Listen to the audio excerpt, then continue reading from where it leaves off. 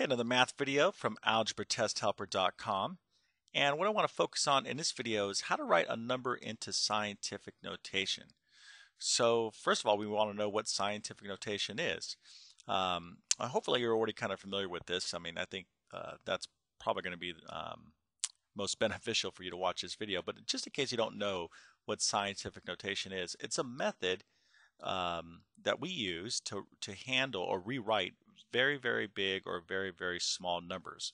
So here I have two numbers. I have 72,800, and then I have this other number, 0.000000613. Okay, now these numbers aren't maybe they're semi-manageable, to be able to work with them, multiply and divide.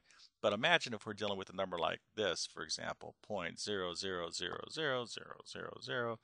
I could just keep going all day long, okay, and make some crazy number up.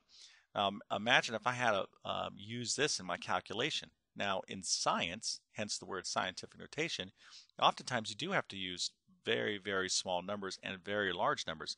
So, we don't want to sit and write these numbers down all day. It's just impractical. So we need another system to rewrite very large numbers and very small numbers in a way we can handle them. And that's scientific notation. So I have two examples of numbers that are written in scientific notation. And I'm going to show you the characteristics of what a number that is in scientific notation looks like. So the first thing is we have a number, okay? We have some number, and that number is going to be a number between 1 and 10. Always, always, always. So we'll have some number between 1 and 10. Okay, so here we have 1.96. Here we have 8.72. And that number could be negative, but we're looking at the decimals. It's between 1 and 10. Okay, and that particular number is going to be multiplied by some power of 10. Okay, so these right here are numbers that are in scientific notation. You have a number between 1 and 10 times 10 to some power. Okay? All right, so how now do we write a number in scientific notation? So let's go ahead and take a look at our two examples here. So it's really going to be, we're going to use a decimal point to rewrite these numbers to make them look like a number that's in scientific notation.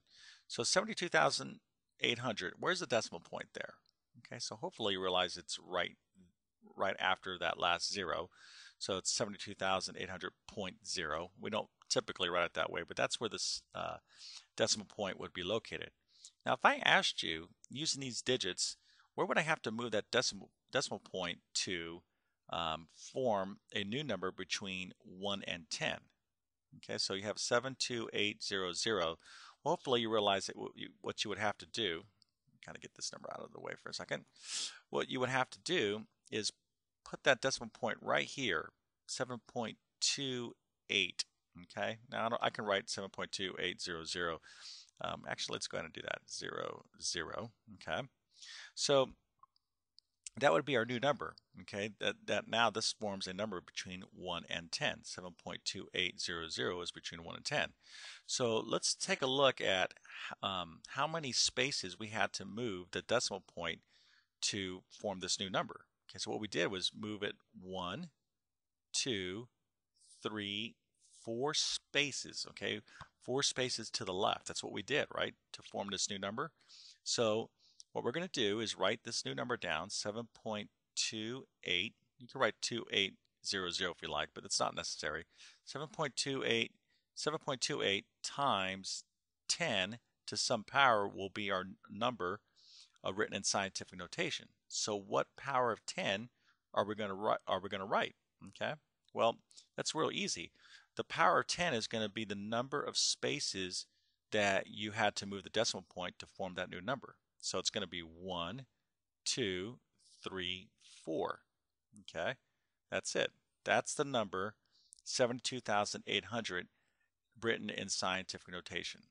All right, so if you're a little confused, just kind of let this sink in and maybe rewind the video and watch it again. We're going to review what we did. Okay, so we determined where the decimal point was with our number 72,800.0, and then we said, okay, I want to form a number between 1 and 10. And I know 7.28 is a number between 1 and 10. 0.7 is not, 72.88 isn't.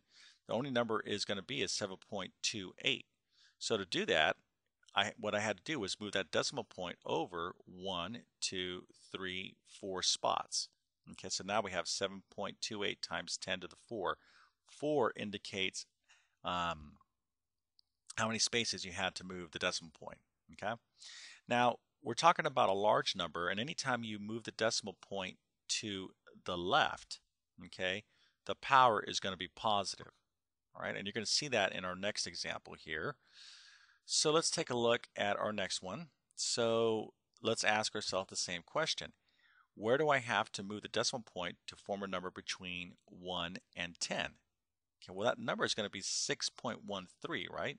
It's going to be right here, 6.13. So we need to put that decimal point. We're actually going to write it right there. Okay, so that will form the number 6.13. So 6.13 times 10 to the what power? Well, we had to move the decimal point 1, 2, 3, 4, 5, 6 spaces. Okay, now this time we moved the decimal point to the right. Okay, previously I moved it to the left. I'm trying to think back if I said left or the right. Doesn't make a difference. I moved the decimal point to the left. Moving it this way, the power is going to be positive. Moving it to the right, the power is going to be negative. So this is going to be 1, 2, 3, 4, 5, 6. So that's going to be 10 to the negative 6 power. Okay, so that's that number written in scientific notation. Okay, so hopefully not too confusing. I think first, if this is the first time, you've seen scientific notation, it's definitely worthwhile to maybe watch the video again. But better yet, you should come over to our website, algebratesthelper.com. We have tons of free videos and other tutorials, all designed to make math easy to learn. All right, so hope to see you soon, and good luck.